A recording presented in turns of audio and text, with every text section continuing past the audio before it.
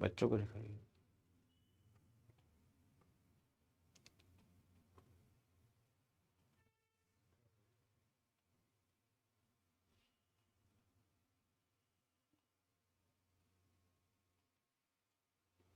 Hi students, how are you all? I am Dr. Anurag Agarwal and this is the OSN Academy of English since 1998. Let us come together and make a promise with ourselves that the next examination of June 2024 has to be in command. Why? Because even before the June examination 2024, there will be many other examinations which you might be qualifying, which you might be preparing, like different states of set, Karnataka, Kerala, Uttarakhand, MP, Rajasthan, Gujarat, and so many. Apart from these set examinations, you have to even qualify maybe PGT, TGT, LT, DSSB, Gujarat set, and they keep on coming. So my only purpose is to make your career so beautiful, like a wow. You must have heard this viral wow, so elegant, so viral, so wow. Unless and until you will not make your career like a wow, who is going to care for you? Nobody. Even your parents, even your relatives, even your brothers, sisters, they will all say that what have you done in your life by doing MA in English? So my dear students, it is my 25 years of experience of teaching top to bottom literature exams up to IS that knowledge is power. The more knowledge you have, the more powerful you become. And you can show the world with your power that I have done something. I have achieved something in life. So, today, with a new zeal, with a new enthusiasm, with a new morning, I, as a professor in English, give you this order, plead you, request as a guardian, as a mentor, not to waste your time. Be specific and consistent, have the perseverance towards your studies. जितना ज़्यादा आप मेहनत करेंगे किताबों में, उतना ज़्यादा आप बुलंदियों पे पहुंचेंगे. Rather than giving time to social media, rather than giving time to unnecessary things, give time to your books, give time to your teachers, give time to yourself. And yes, my dear students, with this, I would just like to say in the last that the new batches online have started. The pure English batch, the bilingual batch, and the students from all over India, they are joining as they are getting OSN classes. The study materials, the test series, and all my guidance which I have always been giving to my students. Even the poorest of the students in India can study with OSN umbrella. And yes, my dear IS aspirants, tomorrow morning I am going to come with a very special session, how to solve unseen passage.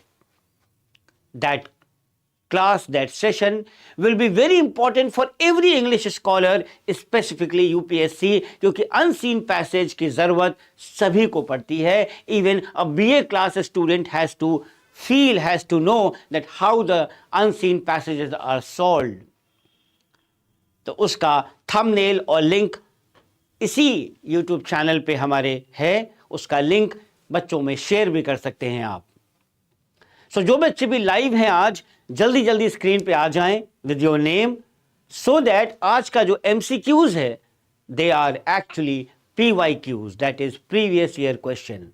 Why I am going to take in a very different way that will be very informative, because I am not only going to tell you the answer, I am going to discuss with you the details of that answer as well, to upgrade your knowledge and to make you understand that there are many more things which can be asked in that question. Because so many examinations are lined up, So these PYQs with my solving sessions will make you more energetic and give you a lot of informations as well.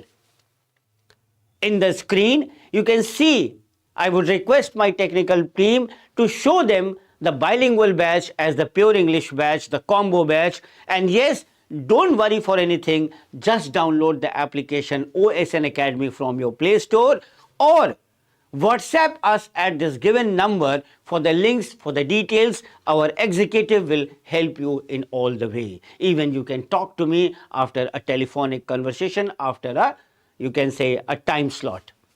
चलिए, तो Sujit good afternoon, Priyanka Meena good afternoon, और जो बच्चे हैं वो screen पे आ जाएं, लिंक को ज़रूर शेयर कर दें, नए बच्चे चैनल को सब्सक्राइब और लाइक कर दें. And yes, my first question is here on the screen, which maybe you might be knowing, but the new students might not be knowing. So this is a PYQ, previous year question. Now, how I am going to solve, how you will love my solving sessions, you keep on telling me with a thumbs up, with a love symbol, that yes sir, I love the way you are teaching and it is actually very informative. Question number 1 आपके सामने screen पे ये रहा. Which one of the following tales in Chaucer's Canterbury Tales is in prose? हो सकता है कि आप बहुत बच्चों को पता हो, लेकिन just hold on that how I am going to tell you so many things. कौन सी टेल है जो ABCD में दी गई है, जो चौसर के कैंटरबरी टेल में है, लेकिन वो पोइटिक फॉर्म में नहीं लिखी है, वो प्रोज फॉर्म में लिखी है. आपके सामने ऑप्शंस हैं 4: the squire's tale, the knight's tale, the friar's tale and the parson's tale. Now tell मी,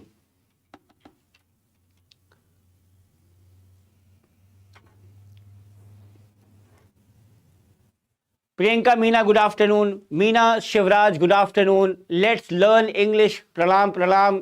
हम ठीक हैं बच्चे, आप कैसे हैं? और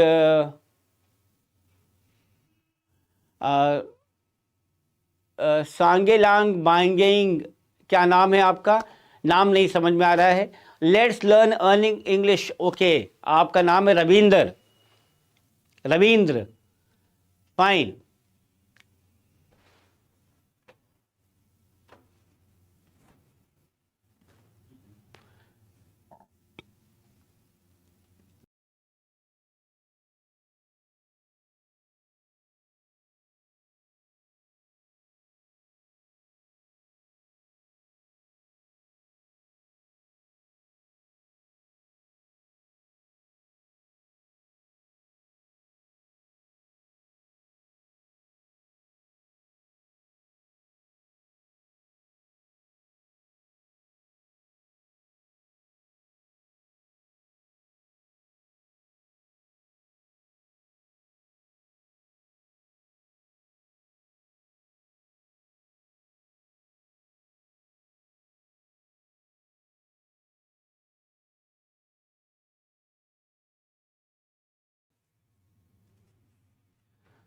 चलिए, सभी ने बताया है डी. शायद आंसर दिखाइए बच्चों को हमें स्क्रीन पे.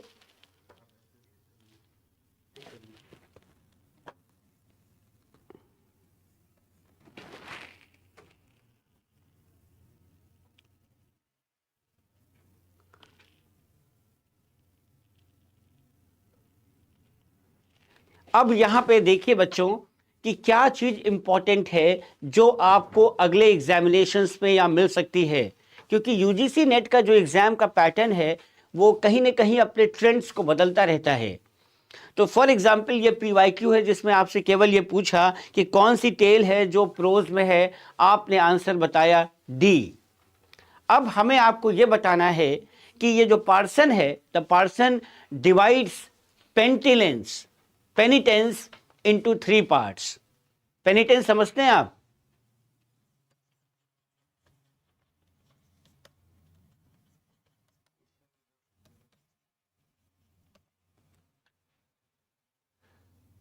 और वो 3 पार्ट्स क्या हैं? वो है कंट्रीशन ऑफ द हार्ट,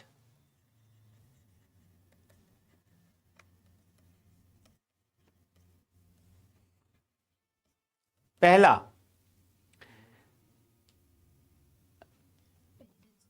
दूसरा है कन्फेशन ऑफ द माउथ,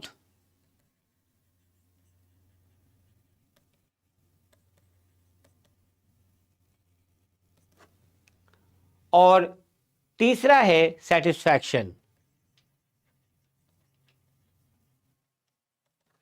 तो ये आपको एक्स्ट्रा अपने मन के अंदर जोड़ना होगा।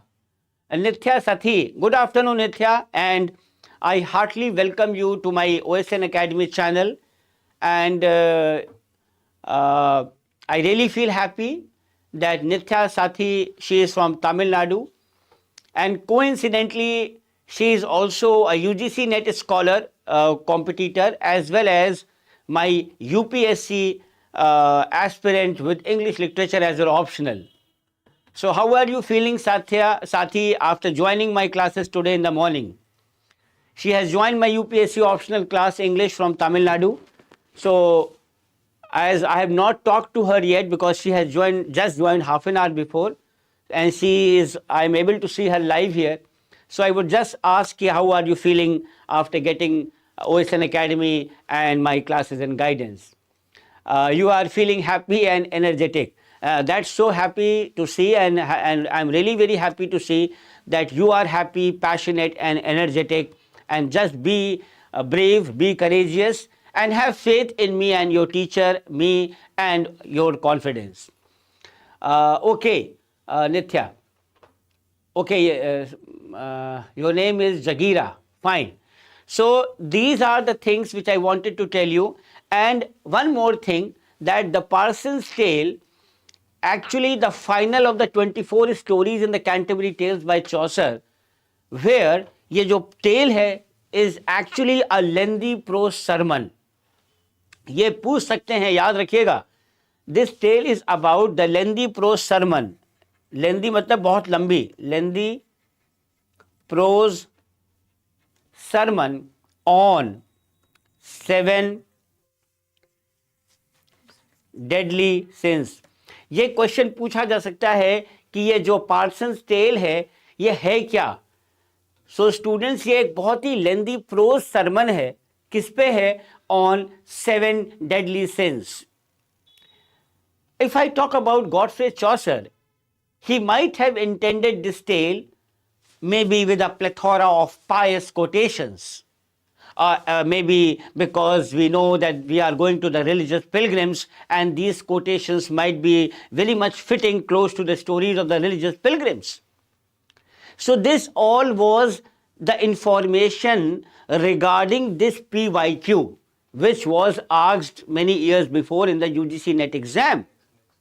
So now I am going to take the next question. I hope that these informations might feel very good for you. Question number 2. Question number 2. Yes, bachcho, keep on telling me that yes, you are liking the class with the thumbs up and with a, with a love symbol, so that yes sir, I love the classes. Identify the critic who said that Chaucer lacked high seriousness. आपको उस critic को identify करना है जिसने ये कहा है कि चौसर के अंदर भाई साहब हाई सीरियसनेस नहीं है. चौसर है तो बड़ा खिलाड़ी, है तो बड़ा पोएट, लेकिन उसके अंदर जो सीरियसनेस नाम की चीज होती है वो नहीं है. वो किसने कहा है? इधर it is John Ruskin, is it Coleridge, is it Matthew Arnold और वॉल्टर पेटर? बताइए.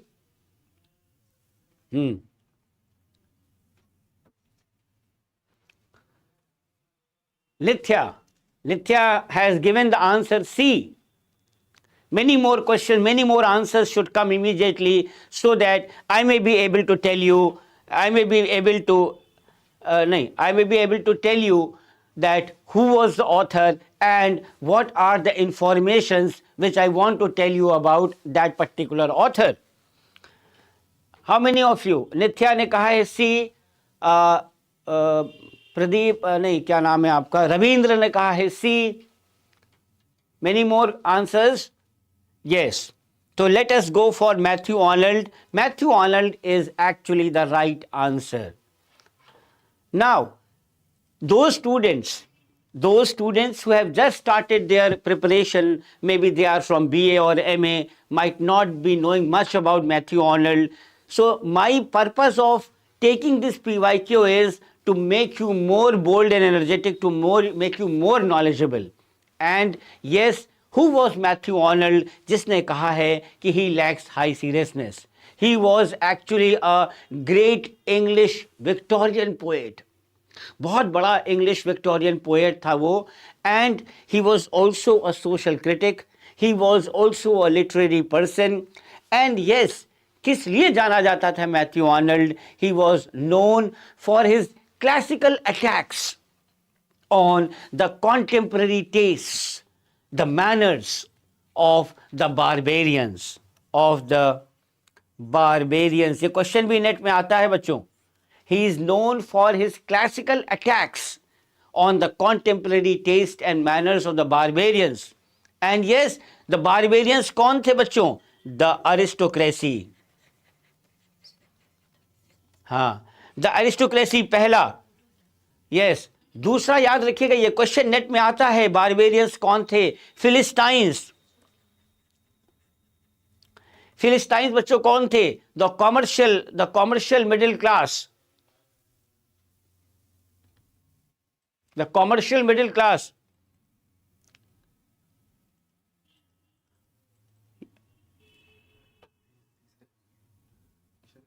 Barbarians, the फिलिस्टाइंस.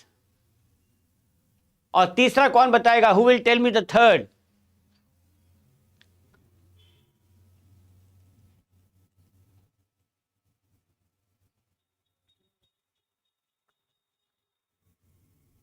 पॉपुलिस.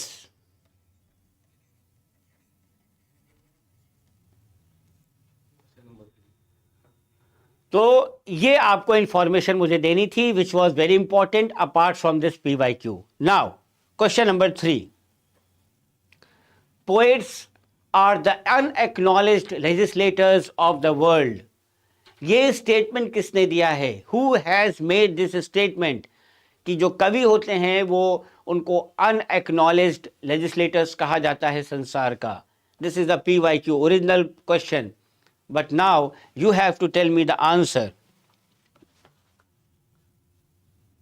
Who will tell me? चलिए जल्दी जल्दी बताइए तो मैं आपको इसका इंफॉर्मेशन दूं. और Who will tell me? चलिए जल्दी बताइए बच्चों.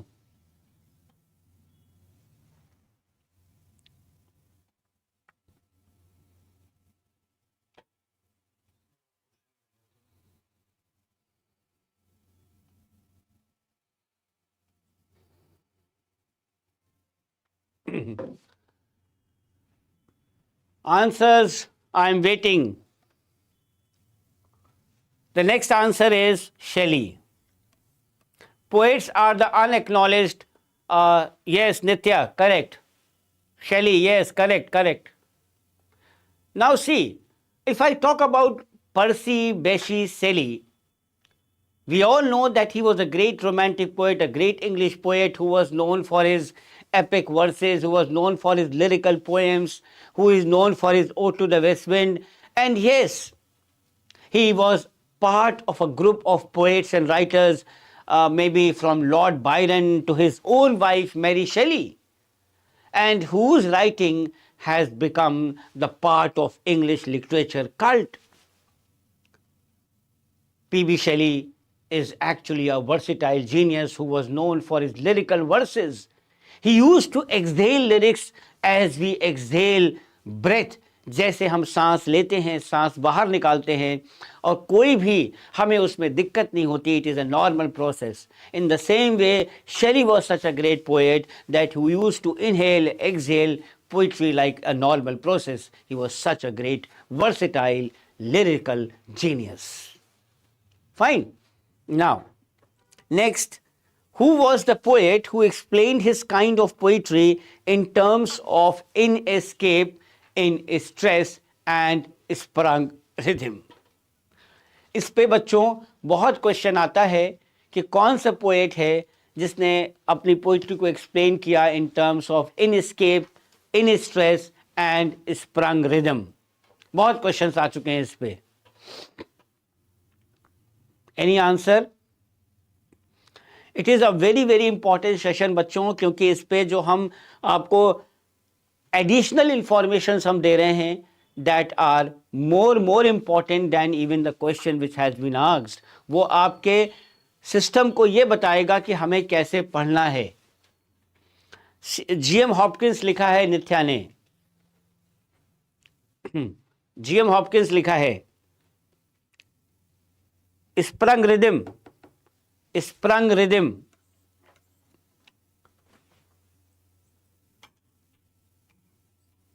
सभी ये बच्चे लिख रहे हैं GM Hopkins sprung rhythm. Yes,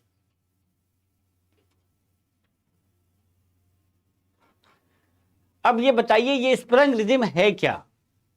sprung rhythm से मतलब अगर आप समझते हो ठीक है, आंसर आपका जीएम हॉपकिंस है, नो इश्यूज। बट ये है क्या? ये बेसिकली एक इर्रेगुलर सिस्टम ऑफ प्रोसीडी है। It is basically a irregular system of prosody which was developed by the 19th century poet Gerard Manley Hopkins.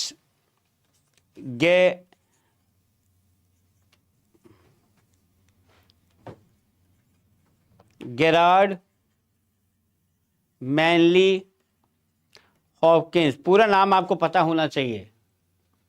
और ये जो स्प्रंग रिदम है ये किस पे बेस्ड है?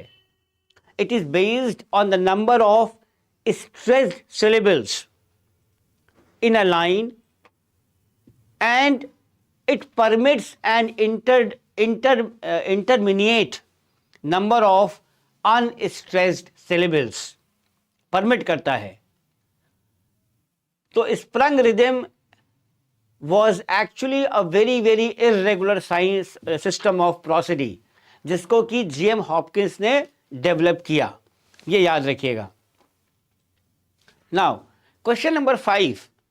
When a senior professor calls a young lecturer Mr. Socrates, he is using the figure of speech called, अगर कोई एक सीनियर प्रोफेसर है और वो किसी एक बहुत छोटे यंग लेक्चरर को कह रहा है भाई तुम तो मिस्टर सॉक्रेट्स हो, तो वो अपने फिगर ऑफ स्पीच में क्या कहना चाहता है? वो मेटाफर का इस्तेमाल कर रहा है कि उसको कह दिया यू आर मिस्टर सॉक्रेट्स, या ये आयरनी है, या ये सेटायर है, या हाइपरबोल है? What is it? Yes Nitya, आपने जो लिखा है you have written correct, it is a irregular system of prosody. When a senior professor calls a young lecturer Mr. Socrates, he is using the figure of speech which is known as satire. Yes, it is satire. हम ताना मार रहे हैं, और satire का मतलब होता है कि ऐसी कला हमारे अंदर जो किसी को कोई भी चीज़ को हास्यास्पद बना दे। कोई भी सॉक्रेट्स कैसे हो सकता है एक यंग लड़का, तो हमने उसकी लिहाड़ी ली, उसको रिडिक्यूल किया जिससे कि लोग हंसे, और उस हंसने से क्या होगा कि आपको एम्बैरेसमेंट होगी, आपको डिसक्रेडिट मिलेगा, आपका मानहानि होगी। तो ऐसे शब्दों से जब हम किसी को रिडिक्यूल करते हैं तो उसको कहते हैं सटायर। और मिस्टर सॉक्रेट्स के बारे में तो सभी को पता है कि सॉक्रेट्स लगाने का मतलब एक कंपेयर करने के लिए, तो that is actually a satire. Question number 6. The first British poet who was influenced by French symbolist was, वो कौन था? ये देखिए, the first British poet who was influence, पहला ब्रिटिश पोएट जो इन्फ्लुएंस हुआ है फ्रेंच सिम्बॉलिस्ट से, उसका क्या नाम था? क्या वो टेनिसन था, क्या वो टी.एस. एलियट था, W.H. ऑडेन था, या W.B. येट्स था? बताइए। और हमें उम्मीद है कि आप सबको फ्रेंच सिम्बॉलिस्ट के बारे में तो पता ही होगा कि फ्रेंच सिम्बॉलिस्ट ने कितना बड़ा रोल प्ले किया है लिटरेचर में, कितनी चीज़ें उससे लिटरेचर में इन्फ्लुएंस्ड हुई हैं, और कितने बड़े बड़े नाम जुड़े हैं फ्रेंच सिम्बॉलिस्ट से।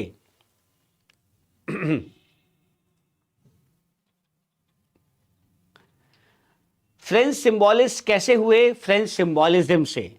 और जो फ्रेंच सिंबॉलिज्म है बच्चों, ये इस पे बहुत क्वेश्चंस आते हैं। ये बेसिकली है 1840 से लेके के 1920 तक का movement. It was basically a literary, एक साहित्यिक मूवमेंट था 19 सेंचुरी का, जिसने इवेंचुअली अपना रास्ता बनाया आर्ट में और थिएटर में। It was actually a movement which made its way, इस passage into the art and into the theater. And you know students, French symbolism is what it actually acted like a bridge. Bridge देखते हैं ना, दो नदी के बीच में एक bridge बना देते हैं तो क्या होता है, हम आर पार कर लेते हैं आसानी से। तो French symbolism basically is a word which has bridged the gap between romanticism and modernism. ऐसे समझ लीजिए, इन दोनों का जो गैप था, कहाँ रोमांटिसिज्म बिल्कुल अलग, कहाँ मॉडर्निज्म बिल्कुल अलग। सो ये जो फ्रेंच सिंबॉलिस्ट थे या जो फ्रेंच सिंबॉलिज्म का मूवमेंट था, इसने इन दो नदियों के गैप को भर दिया। It actually bridged the gap between romanticism and modernism. लेकिन एक बात और है कि गोल क्या था, हमारा टारगेट क्या था?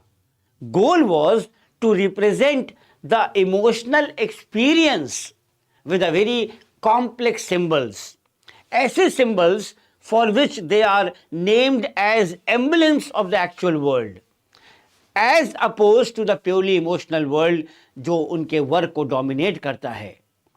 और ये जो सिंबॉलिस्ट थे, इन्होंने क्या किया? इन्होंने फोकस किया on specific movements, on of you can say experience of perceptions.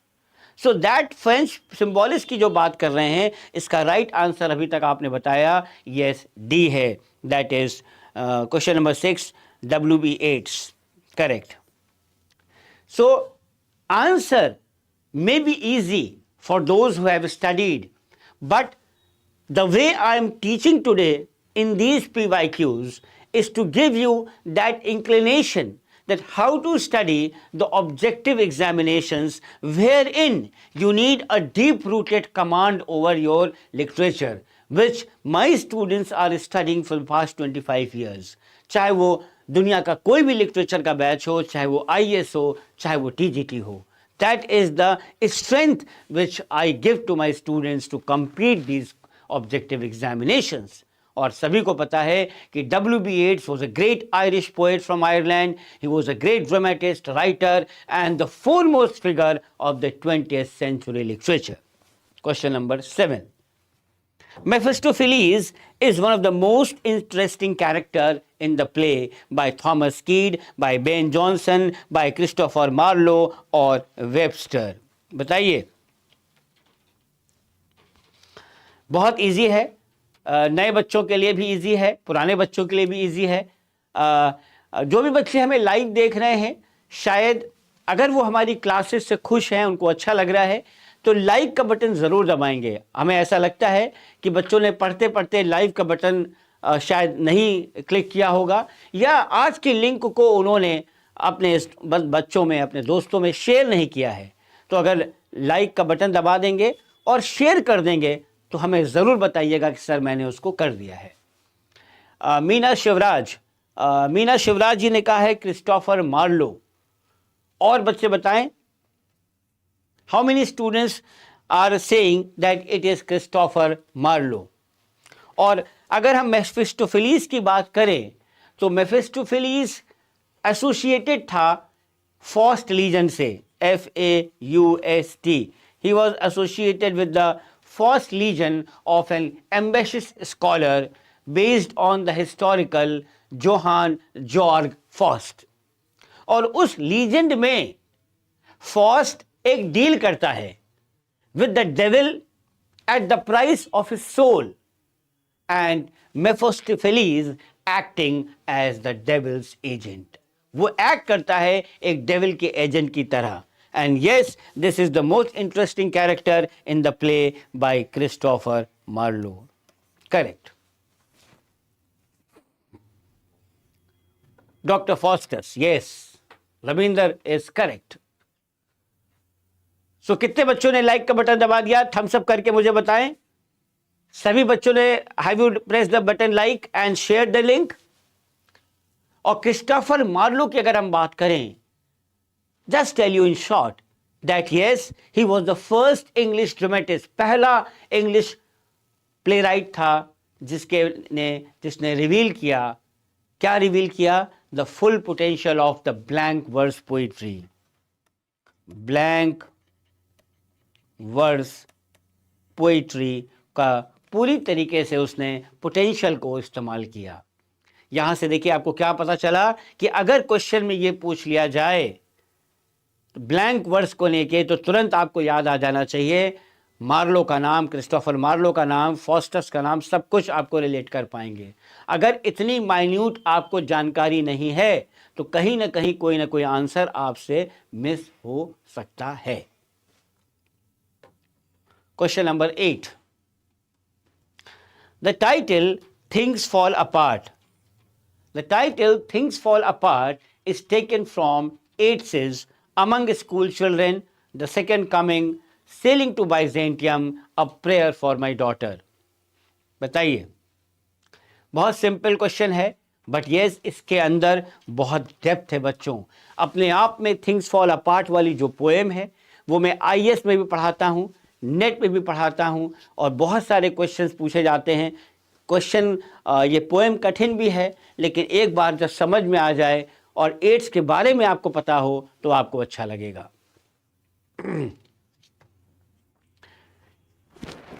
Yes, the title Things Fall Apart is taken from Yeats' Among School Children, The Second Coming, Sailing to Byzantium, and A Prayer for My Daughter।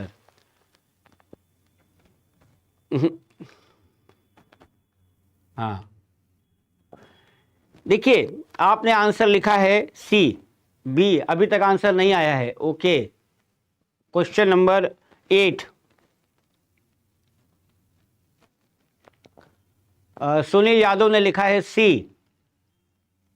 एक बार फिर से check कर लीजिए answer देने के पहले, हमें लग रहा है गलत है।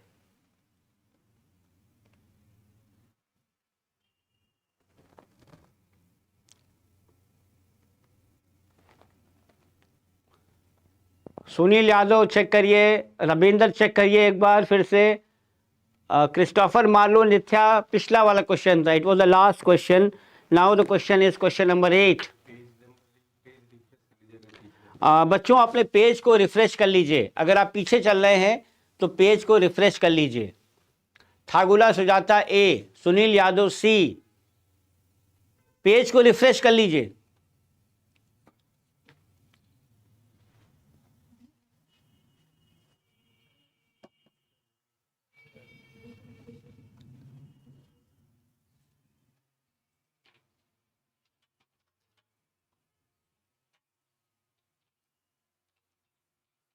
थिंग्स फॉल अपार्ट जो टाइटल है, that is from which poem? ठीक है, it is from the poem the second coming. काफी कंफ्यूजन होता है। 8 का नंबर बी है सुनील यादव। अब आपने सही आंसर का जवाब दिया है, yes it is B. Now listen to it very carefully कि जो सेकेंड पोएम, सेकेंड कमिंग जो पोएम है, it was actually written by WB Yeats in 1919 में लिखी गई थी। Date is also important. बहुत ज़्यादा क्रोनोलॉजी के क्वेश्चंस आजकल आ रहे हैं बच्चों। ये भी क्वेश्चन पूछा जा सकता है कि इसका पहला प्रिंट कहाँ हुआ था। It was first printed in the magazine the Dial, नवंबर में छपा था, और इसको इंक्लूड किया था WB येट्स ने अपने कलेक्शन ऑफ वर्सेस में, जिसका नाम है Michael Roberts and the dancer. Michael Roberts and the dancer, ये बहुत इंपॉर्टेंट वर्क है। इस कलेक्शन में इसको जोड़ा गया था, द सेकेंड कमिंग। और इस पोएम ने किस चीज का इस्तेमाल किया है? This poem has used the Christian imagery.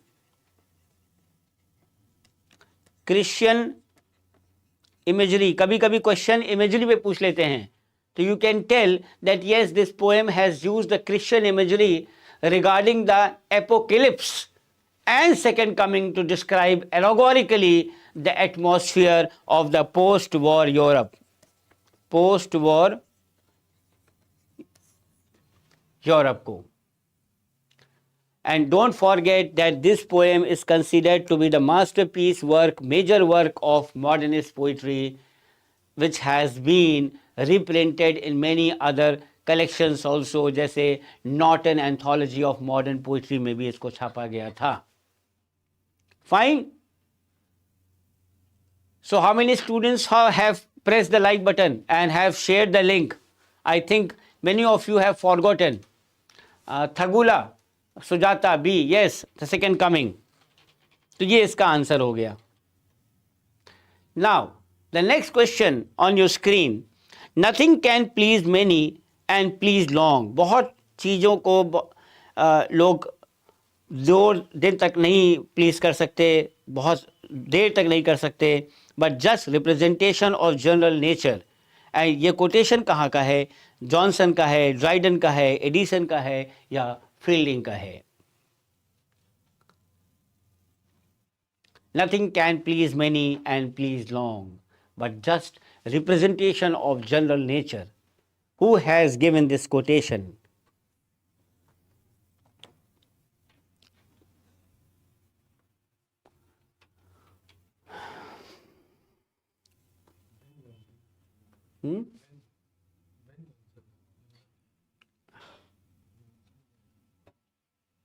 हाँ, Johnson,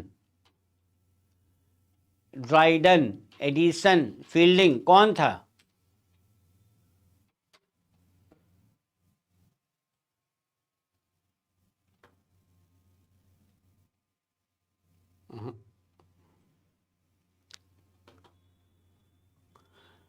Whose quotation?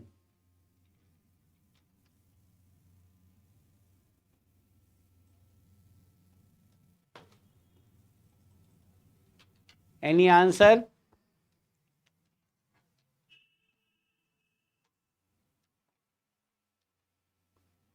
Any answer to this question, question number 9?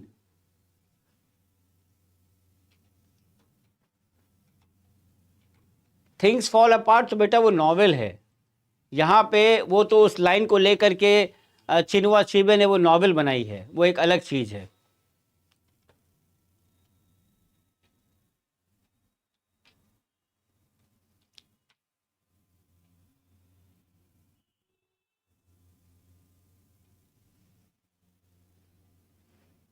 Any options?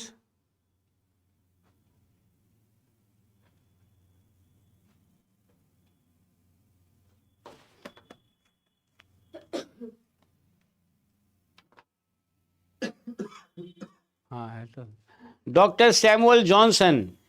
Doctor Samuel Johnson, ये ध्यान रखिएगा बच्चे, दो जॉनसन है, एक बेन जॉनसन है, एक डॉक्टर सैमुअल जॉनसन है.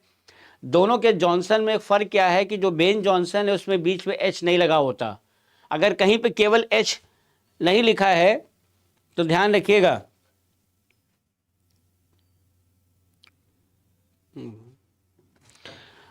जैसे अगर बीच में एच लिखा हुआ है, ये देखिए एच लिखा हुआ है, तो ये समझ जाइएगा कि अगर एच लिखा है तो वो डॉक्टर सैमुअल जॉनसन होगा. अगर केवल जॉनसन है, JONSON, तो वो बेन जॉनसन हो गया. फाइन. तो this is the answer of the question number 9. Fine.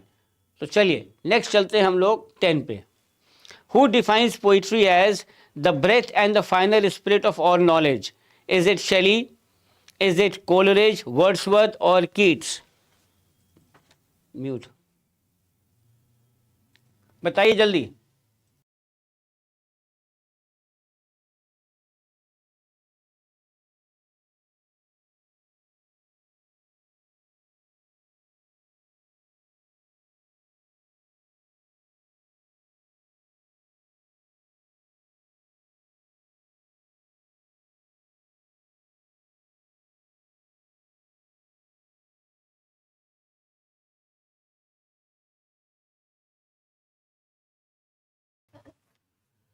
बहुत सिंपल ये कोटेशन है, बहुत पॉपुलर कोटेशन भी है और हमें पूरी उम्मीद है कि ये सभी बच्चे बता लेंगे।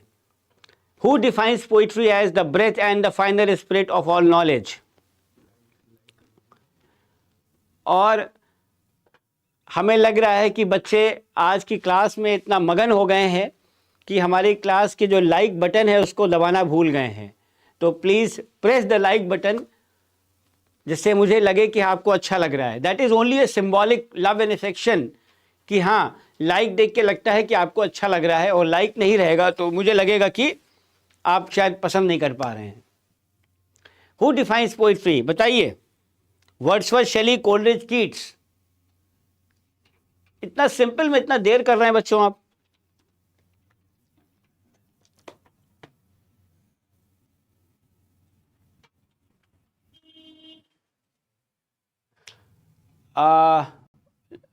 विलियम वर्ड्सवर्थ,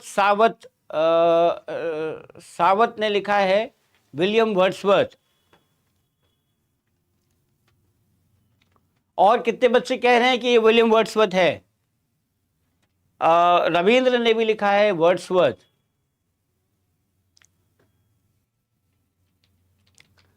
तो चलिए, यह आंसर आपका सही है। और थोड़ा सा वर्ड्सवर्थ के बारे में हम लोग देख लेते हैं। सुनील यादव ने भी लिखा है वर्ड्सवर्थ, वो भी सही है। और वर्ड्सवर्थ तो हम सभी का बहुत ही चहेता पोएट रहा है और ग्रेट इंग्लिश रोमांटिक पोएट, जिन्होंने एस.टी. कोलरिज के कोलैबोरेशन में लिरिकल बैलेट्स को लॉन्च किया था। रोमांटिक एज बना था 1798 में। उनकी सबसे बड़ी पोएम द प्रिल्यूड, जो अपने आप में एक ग्रेट रोमांटिक एपिक है, जो क्रोनोलिकल भी बन गई है, उसको कहते हैं growth of a poets mind. अगर कोई पूछे कि what is the name of that poem by Wordsworth, जिसको कहा जाता है growth of a poets mind, तो आप सीधा सीधा आंसर देंगे द प्रिल्यूड। तो जो वर्ड्सवर्थ का डीप लव एंड अफेक्शन है of this nature, because he takes nature to be a prophet, seer, mother, nurse and all the beautiful forms of nature, actually thrills in him such a passionate thing that he comes out with wonderful colors of his poetry. So he is a great poet, he is a great humanity nature poet, and we all love and admire Wordsworth because of his wonderful poetry which he has written. Estimated उसने शायद 387 poems लिखी हैं अपने ज़िंदगी के अंतराल में। 387 poems he has written, ऐसा एस्टिमेट किया जाता है। तो बच्चों, आज का सेशन आपको कैसा लगा? आपको लगा कि ऐसे ही MCQs आपके साथ हम लाते रहें, PYQs या अपने खुद के जो टेस्ट सीरीज हैं? और how many of you students feel that yes, you have to study UGC NET, you have to study the different sets or TGT, PGT or the UPSC in the way I have been teaching? And yes, my crash course classes, the crash course book, the test series, the study materials, all are indispensable. Indispensable को हिंदी में कहते हैं बच्चों जिसका कोई जोड़ नहीं बना है। इसलिए always believe in the best। जैसे कहा जाता है कि स्वास्थ्य के लिए अच्छे डॉक्टर को दिखाइए, खाना खाने के लिए अच्छी जगह पे खाना खाइए तो बीमारी नहीं होगी। इसी तरह से ये कहा जाता है, बड़े बुजुर्ग भी कहते हैं कि अच्छी जगह पढ़ाई करिए, अच्छे टीचर को चुनिए, जहाँ पे आपका दिल मिले, जहाँ के आपका ब्रेन मैच करे।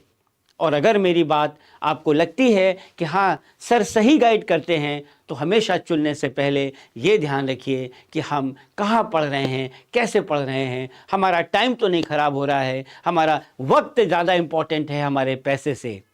So there are wonderful batches for your career, for live, recorded, everything. It is you to decide that yes, you have to study.